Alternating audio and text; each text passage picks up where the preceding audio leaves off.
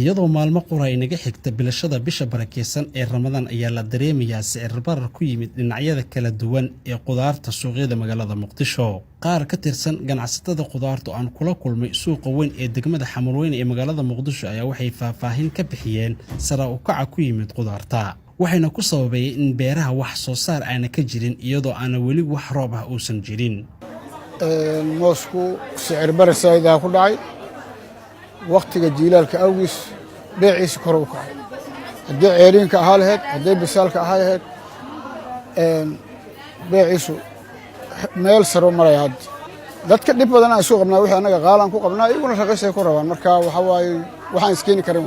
Mustafa Ahmed wuxuu sharaxayaa xilliga beeraha dalka inayna waxba soo saarin beddelkeedana dibadda laga soo dhoofiyo.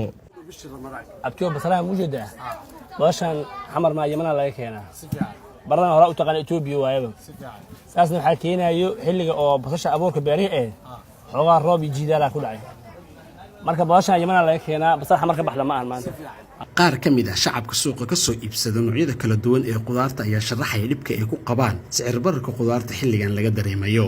qudaarta soonkii baaba noo dhalan rababa maxaan ku soonaa marka maxaan ku afuraa ma qaali bay tahay soo raqiisan waa qaali qudaarta qaali beeralaydu waxa ma beerayaan nin walba barkintu dheeraystay ma jirto shaqo ma jirto. xilliga jiilaalka ayaa la dareemaa isbeddel ku yimid dhinaca qiimaha noocyada qudaarta kala duwan ee lagu iibsado suuqyada waaweyn ee magaalada Muqdisho.